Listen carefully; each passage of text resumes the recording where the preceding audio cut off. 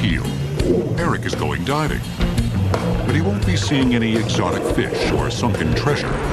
Eric is a sewer diver. Eric will lower himself into the muck to perform vital inspections and repairs inside a sewer tunnel. To insulate him from hazardous gases and materials, he dons a protective suit.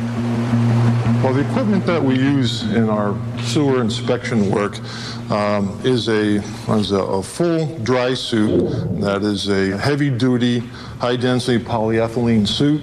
It's puncture resistant. They're fairly thick.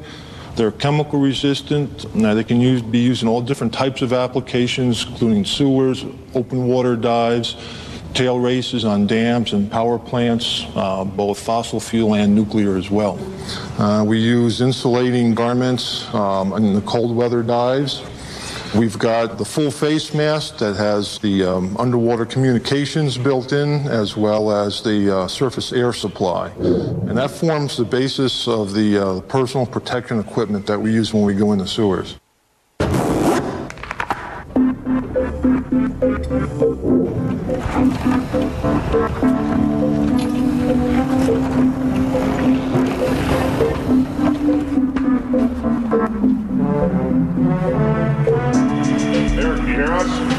He does much of his work in dark, murky water, sometimes navigating by touch more than by sight.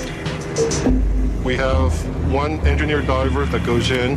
He's going to record all the observations, any structural discontinuities, going to take measurements that are necessary to perform an engineering analysis on the integrity of the sewer. We keep our task in mind. We're there to be looking at the conditions of the sewer above the water line, and we're not looking at the liquid itself. That is not the point of the inspection.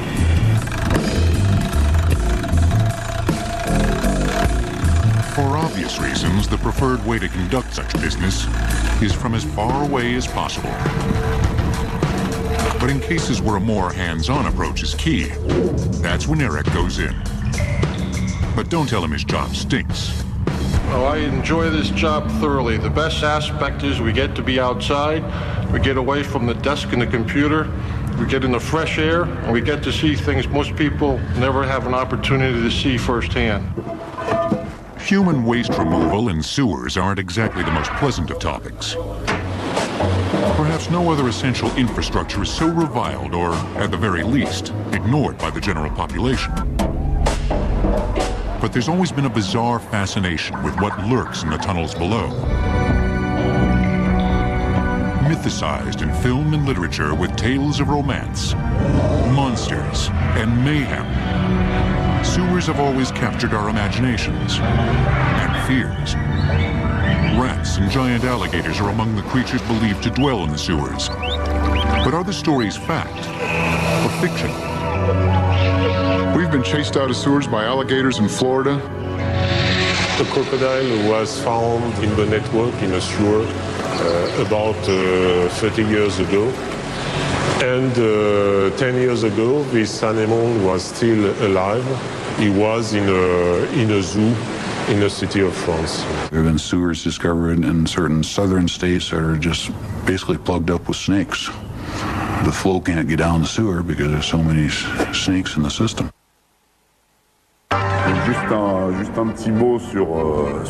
Just a quick word on the animal we find in great numbers in sewers, the common rat.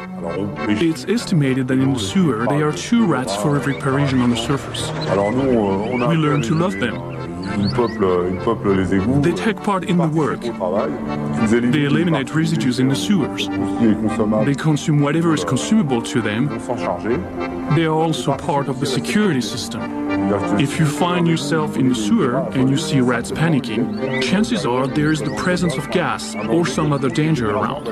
We listen to them and we follow them. Despite the occasional creepy creature, what's mostly in the sewers is sewage. Millions of gallons of the gross, smelly stuff that flows beneath our feet. But the earliest sewers, built over 5,000 years ago, were primarily intended to carry stormwater out of the streets to prevent flooding. Washing human waste away as well was just a happy byproduct. Historians believe that the first sewers were probably created by the Indus River societies, and which is modern-day Pakistan. One city that comes to mind is Mohenjo-Daro, and this was about 3,500 years BCE. Learning from those who came before them, the ancient Romans employed elaborate drainage systems for storm and wastewater carriage.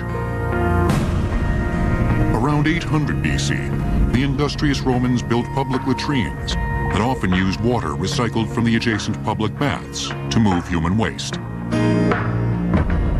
Built on a slant to make use of the natural force of gravity, miles of stone sewer drains carried the waste toward a main drain, which emptied into the Tiber River.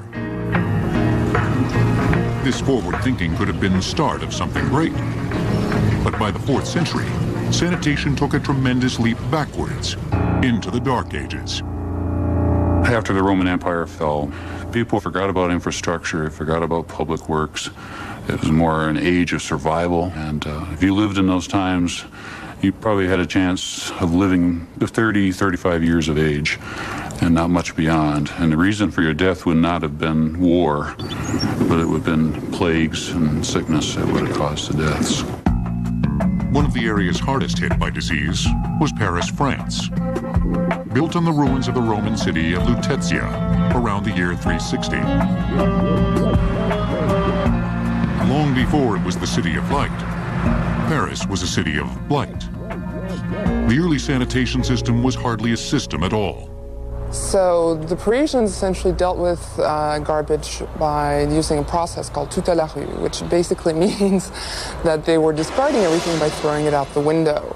Generally, they would call out gare à l'eau as a warning, and essentially then throw it out onto the streets. Now, the streets themselves were not paved, which means that all of the refuse would essentially mix with the mud and turn into a rather bad-smelling edible muck that was consumed by dogs, pigs occasionally as well. Wastewater, storm water, all the waters went to the street, and they stayed in the street. If the slope was enough, this water flowed to the Seine River. In the late 1200s, to combat the foul odors and nuisance of street refuse, some roads were paved and had a gully for wastes running down the middle. But less sewage in the street meant more sewage washing directly into the Seine, the source of the city's drinking water. Rivers like the Seine have a natural ability to break down and assimilate harmful microorganisms found in human and animal waste. But as a growing population pushed the limits of a delicate ecosystem, the Seine became overwhelmed. Parisians consumed the infested water, disease spread, and many thousands died. Engineers looked to a potential solution to the city's sanitation needs: cesspools. Cesspools are essentially like septic tanks. They are meant to hold human sewage. Cesspools were mandated in 1539 as a response to the plagues that were essentially sweeping through town. A cylindrical pit, several feet in diameter and several feet deep, was dug in the ground. The inner wall would be lined with stones. Liquid wastes would seep out through the stones, and solids would build up inside the cesspool. While there was some breakdown of the solids, if not cleaned regularly, the excreta would overflow into the streets, and ultimately end up in the river just the same. After several malodorous years, French authorities established the night soil program, an early foray into waste removal and recycling. Finally, the offensive material that collected in cesspools would be put to good use. In the 1650s, it was decided that all of this untapped resource would essentially be transformed into what was called night soil. They would produce fertilizer by essentially composting the human sewage and also creating saltpeter, which was used in the manufacture of gunpowder.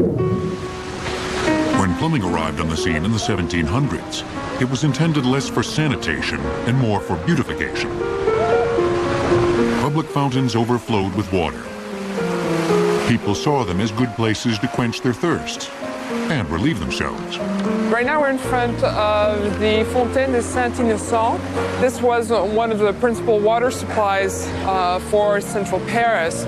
When they started having the cholera epidemics in the 19th century, these epidemics essentially were occurring based on tainted water supply sources. And it was very quickly found that the number of deaths increased proportionally to their distance from these water supplies. To combat epidemics, which were quickly spreading across Europe, engineers had to create centralized systems to convey sewage away from populated areas quickly and efficiently. In Paris in the early 1850s, during the reign of Napoleon III, Baron Georges Haussmann, prefect of the Seine, hired chief engineer Eugène Belgrand to oversee the development of the city's sewers. Belgrand designed a network of gravity-fed sewers that made maximum use of the land's natural slope. Teams of men with picks and shovels dug open trenches for the smaller, shallow sewers. Deeper lines were tunneled much the same way, but entirely underground, without trenches. Lines ran directly beneath the streets, and street signs were posted on the tunnel walls, so workers could navigate the system from below. Between 1850 and the end of the century, they built up to 40 kilometers a year. Belgrand also designed cleaning machines to prevent tunnel blockages. One of these inventions was a giant hollow wooden ball, slightly smaller in diameter than the sewer pipe it cleaned. The ball was dropped in through a shaft upstream. It rolled down the pipe, restricting flow and creating water pressure behind it that moved solid waste toward a catch chamber. From there, the waste would be pumped out and transported away from the city. Another of Belgrand's innovations is still in use today, the flushing boat. It is used to clean the sewers and to remove the sand from the bottom of the sewers. As a testament to the quality of Belgrand's work, most of the original Paris sewers are still in operation today and serve an estimated 3 million people. And while they may not rank with the more notable attractions, tours of the Paris sewers have always drawn curious visitors. À cet endroit, vous avez appelé type 1 qui sert. Et les équipes sont prévenues qu'il y a un danger stocké dans des bassins de... But the early Parisians and other Europeans who made their way to the New World quickly found that issues of public sanitation would follow. Across the Atlantic, it was going to be a real case of engineering mind over organic matter.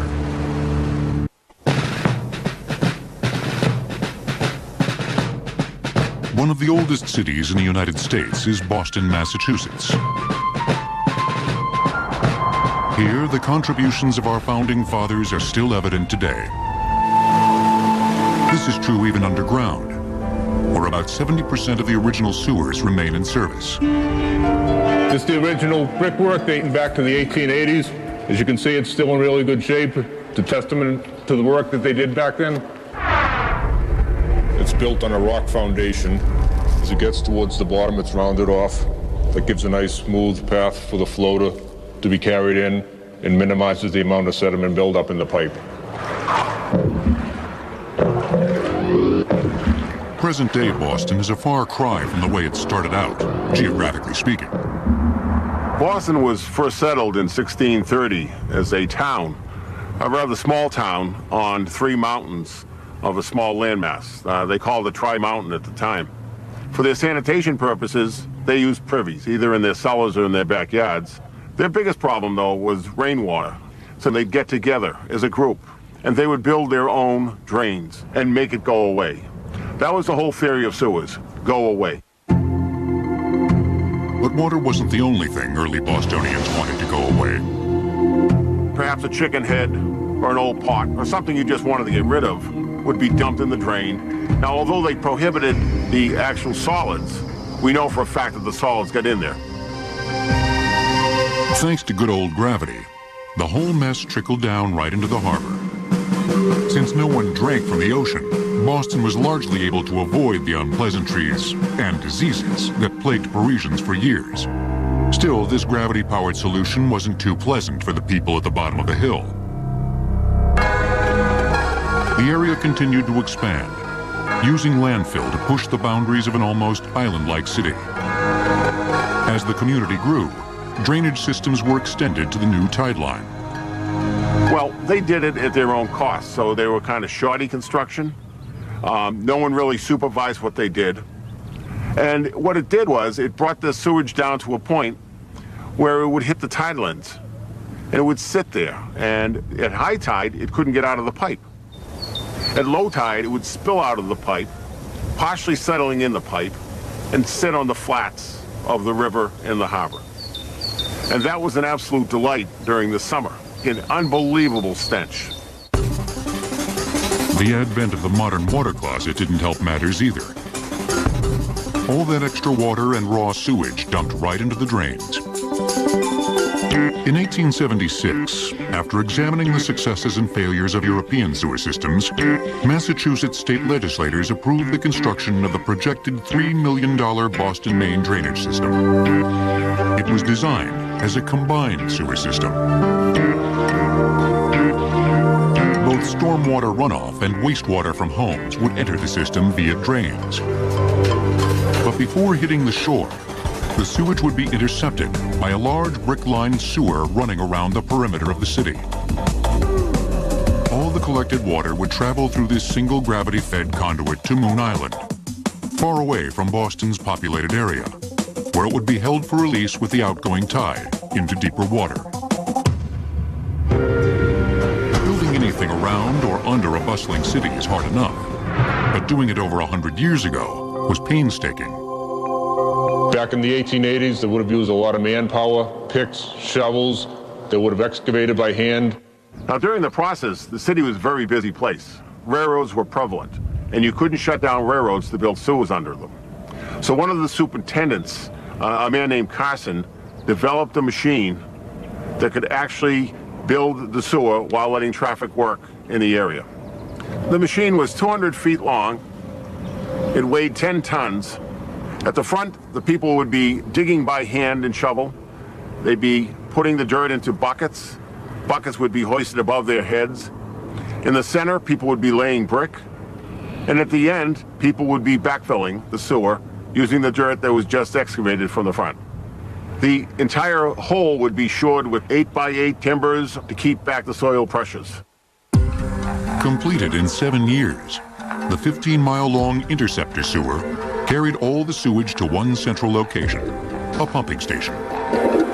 This building went online on January 1st in 1884, and it ran continuously till 1968. The function of the building was to simply lift the sewage that had come here from downtown Boston, lift it up 35 feet, and then it would dump it into deposit sewers on its way to Moon Island. To get to Moon Island, the sewage had to travel over 7,000 feet through an underwater tunnel under Dorchester Bay. It was at this location where they needed to sink a very large shaft in order to build the tunnel, which runs under the bay approximately 142 feet below the water. It was the longest tunnel used for sewage purposes in the world to that time. The engineers were quite bold actually drilling this tunnel, thinking they could get it through. Once it arrived at Moon Island, the sewage collected here in these 25 million-gallon tanks, where it would wait for its tide ride out to sea. The remains of the Moon Island outlet, down here, right at the ocean side, is where sewage would discharge from the city of Boston. This is a great example of the three-course brick built in the 1870s and 1880s. While most of the major cities were dealing with overcrowding and pollution issues, Boston stepped forward with its Board of Health and City Council and decided to build a modern intercepting system. It was the best system that could completely drain by gravity to one pump station, and it had the largest tunnel built to supply the works. So it was the first modern sewer system in America. Today, A geographically small, densely populated city like Boston takes care of its sewer needs efficiently and effectively. But across the continent, a city of ever-expanding urban sprawl must keep pace with the growing demands of its residents.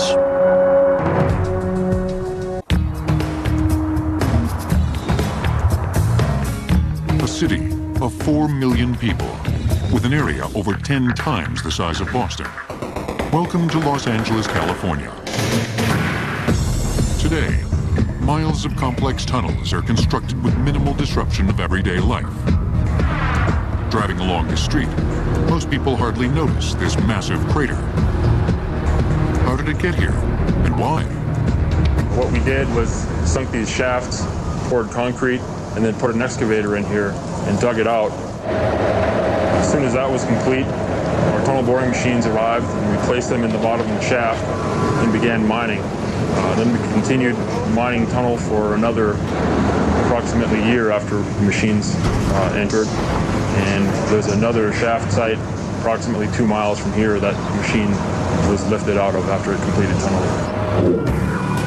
These new tunnels will ensure older ones don't become overtaxed and will serve the needs of growing local communities.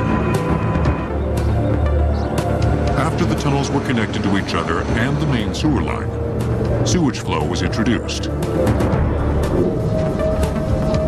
But before workers sealed them off from human visitors forever, we had one final look inside. We're currently located at the bottom of a tunnel shaft, and this is one of the access points for our sewer tunnel.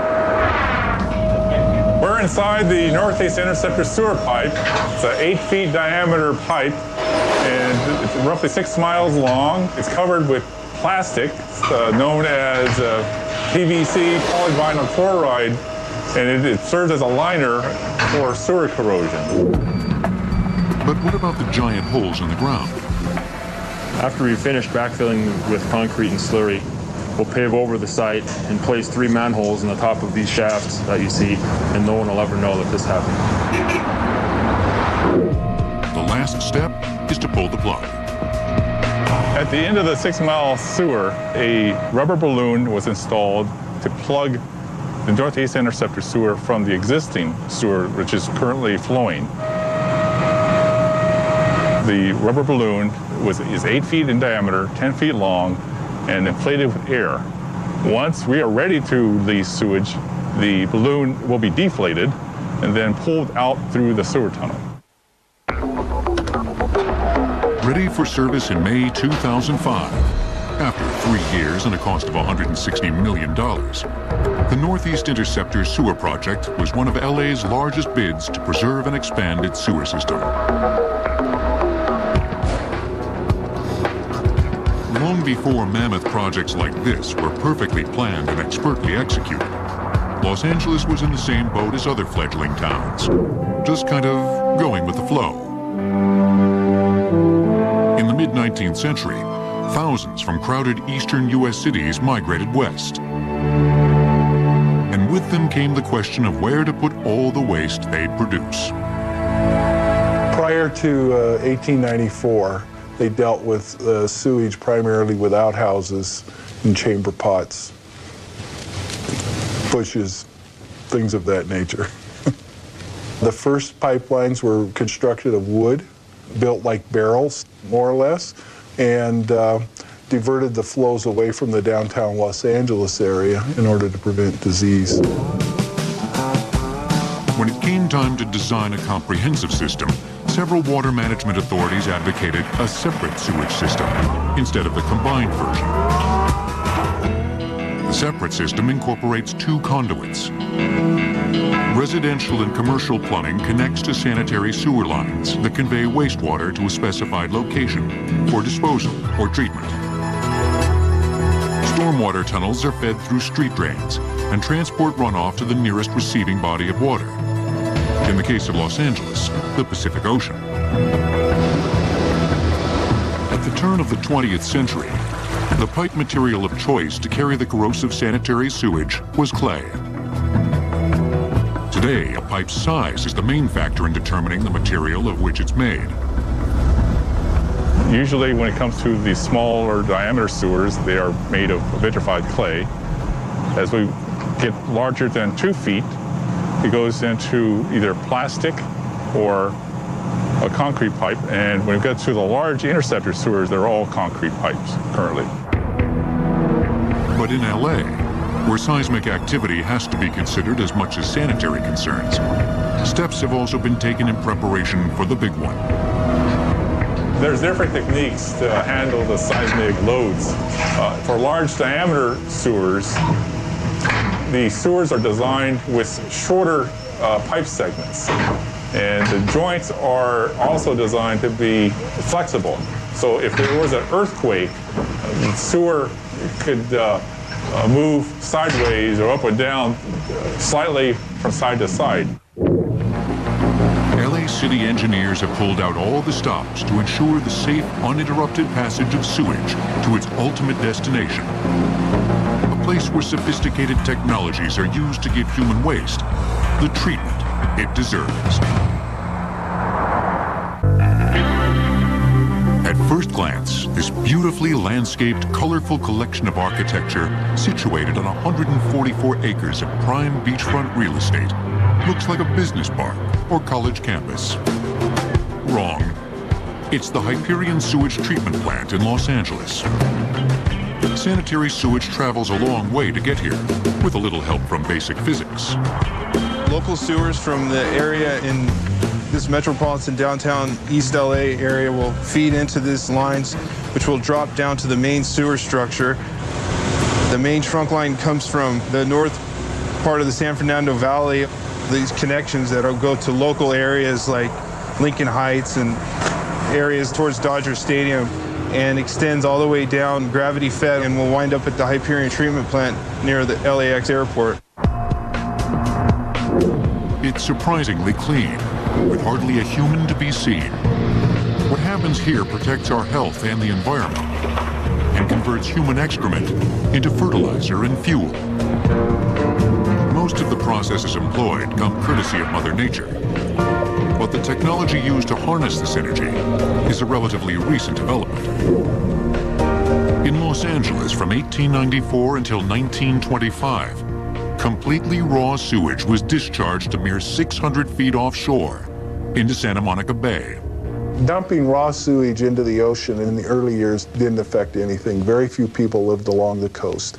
As more and more people moved west and into the coastal areas, they became more and more affected by the pollution that was occurring along this area of the coast.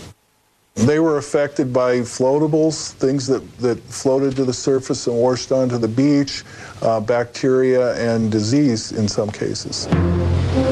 Local ocean swimmers began raising objections to the raw sewage in their bathing waters. In 1925, the city began operating the first treatment facility at the Hyperion site. It was a simple screening plant that removed debris. The filtered water was carried out to sea through a 7-foot diameter, 1-mile ocean outfall pipeline that leaked very badly. So much so that by the 1940s, the State Board of Health had quarantined 10 miles of nearby beach. It was clear that more would have to be done. Hyperion's original facilities here were designed in the early 40s. World War II stopped the construction here for a period of time. In 1950, when it started up and came online, it was the most advanced treatment plant in the world at that time, providing both primary and secondary treatment to sewage. But the Hyperion treatment plant couldn't keep up with an ever-expanding Los Angeles. So in the early 1980s, it embarked on a massive modernization effort that was completed in 1998.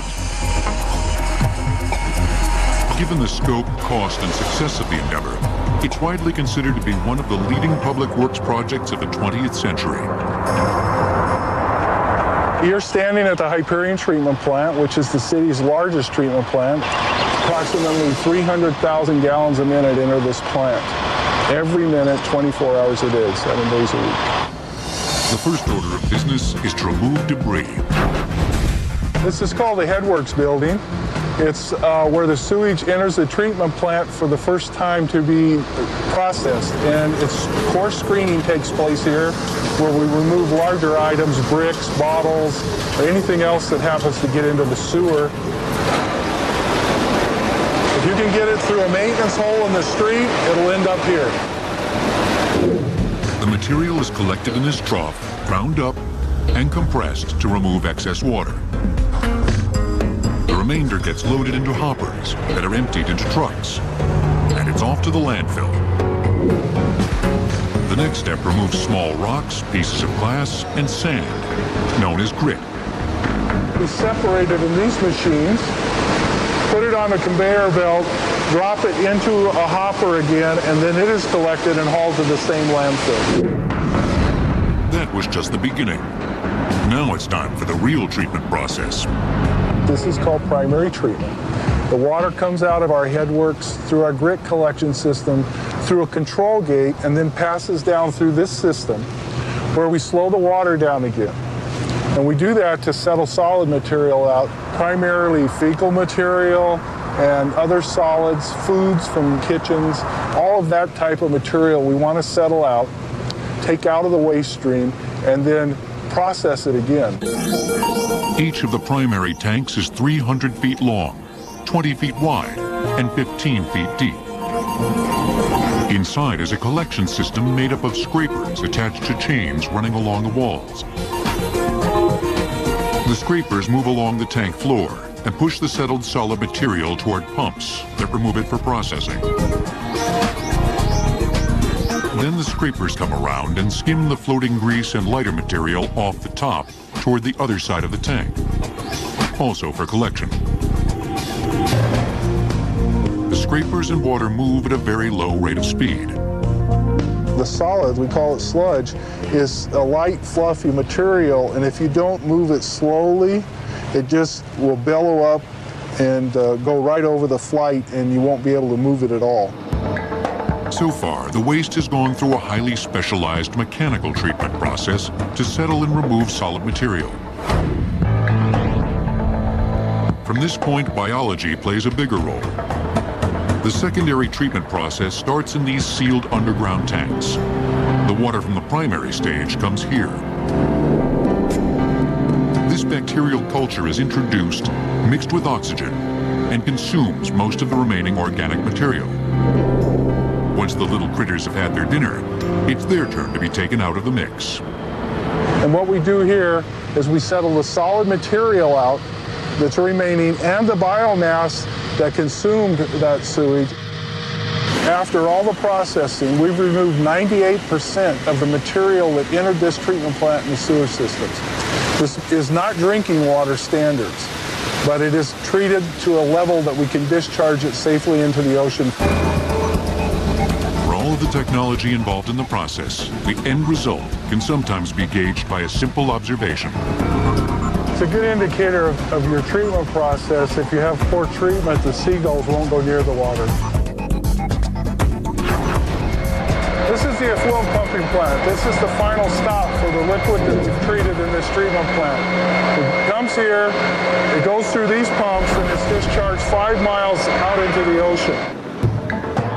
But this facility does far more than clean sewage and send it on its way.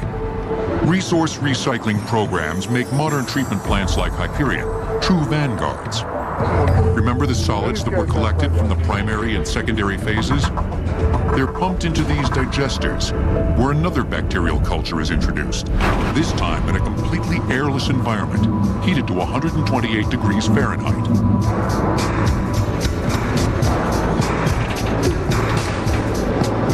During part of the process of digestion, the bacteria consume the solid material, reduce the bulk, and produce methane gas as a byproduct.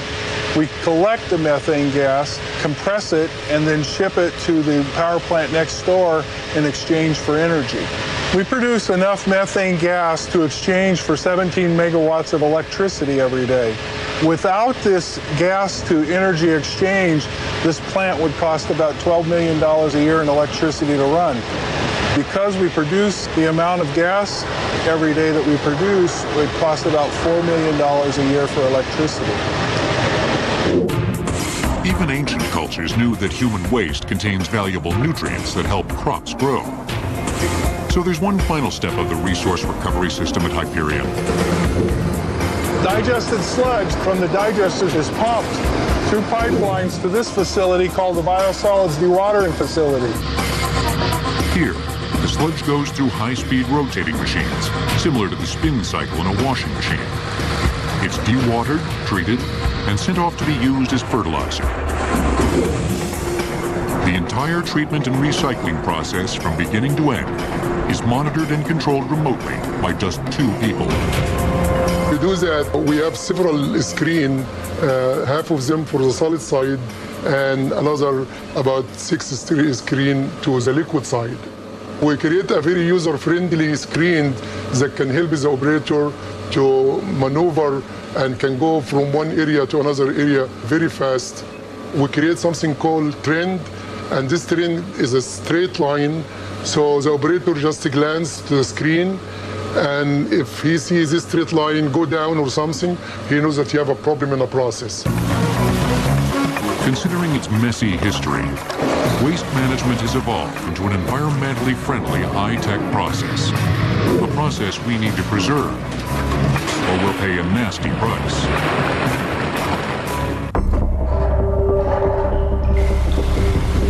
Even the best-built sewers will break down over time. Strong acids and abrasive debris cause sewers to deteriorate. Breaches can lead to leaks. Leaks can lead to broken pipes, and broken pipes can lead to big trouble. Maintenance and rehabilitation are key, and usually start at the portal to the underground, the manhole. Manhole covers originated in Mohenjo-Daro about 3,500 years BCE, because even then they knew they were going to have to get into that sewer to clean it. From there it evolved over time. Man has realized no matter what sewer they built, the Romans, the Parisians, and London, they had access points into their sewers. They rapidly discovered that round was best because any other shape, square, rectangular, triangular, if you weren't careful, that would fall down into the sewer.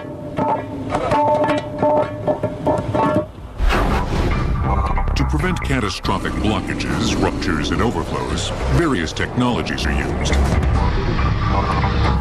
While the personal expertise of sewer diver Eric Thiel is very valuable to the industry, robots now inspect thousands of miles of sewers that are inaccessible or too dangerous for humans. Also known as Responder, this remotely operated vehicle is mostly made of stainless steel and sheet metal. Features rubber molded treads along 38-inch tracks, stands 18 inches high, and weighs about 500 pounds. Similar to the Mars rover, predecessors of this sewer-dwelling machine have been used to inspect and take samples from Chernobyl and 3 Mile Island. So you know the little guy's tough. This is a sewer robot that was designed to go into very deep sewer systems, deep tunnel systems. The robot can go a mile in distance down a sewer, can go 500 feet underwater, carries tools in the front of the vehicle to clean the sewer out of the sediment. They're equipped with a wide array of sensors. So we use sonar, which is the same way a bat or a dolphin would measure distances to objects in its environment, and those are used principally for submerged sewer lines, so sewers that are flooded with water. For sewers that are dry or mainly damp, we use lasers, which provide a very precise scanning mechanism to precisely measure the geometry of sewer pipes and tunnels. These aren't simple robots, they're very complex, sometimes even thinking machines. Smart as this robot is, engineers aren't ready to let Responder off the leash just yet. Responder is monitored through its tether, which provides power down to the robot so that it can move, and also communications to telemetry back up to the operator workstation, which is in a truck located near the manholes. Trained operators will actually instruct the robot to move. They use a wireless joystick control like you would on a Nintendo GameCube that my kids play. And they also monitor screens which present the sonar and laser information so they can decide where to move next or where to work or what debris they want to cut out or remove. These efficient machines get to the root of the problem safely and quickly. And municipalities have always recognized that time is money. Traditional technology prior to the 1970s was dig and replace. This involves using backhoes and operators and workers with shovels working in a trench. It's obviously a dangerous situation. It blocks city streets, homes, access to businesses. 1,000 feet of pipe done in the 60s could have taken 2 to 3 weeks to rehabilitate. Using our existing technology, we can rehabilitate that same 1,000 feet in about 1 day. An innovative trenchless method that can restore structural integrity to underground pipes with no digging and no pipe replacement.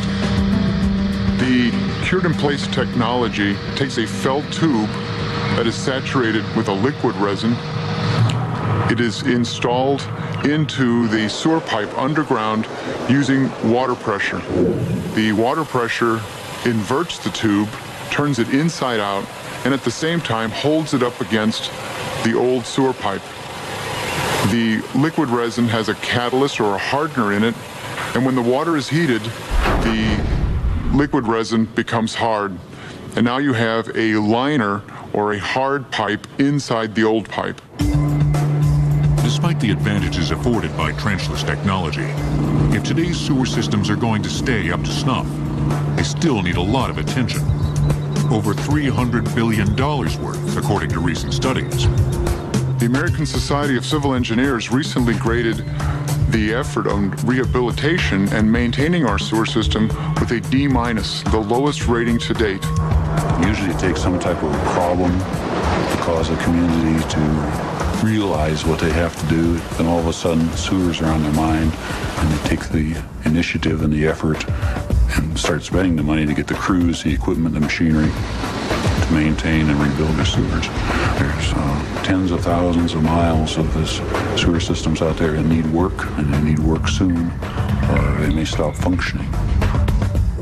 And while we prefer to just flush and forget, we'd better remember how much sewer systems have evolved and how vital they are to our continued health and comfort. Imagine the alternative.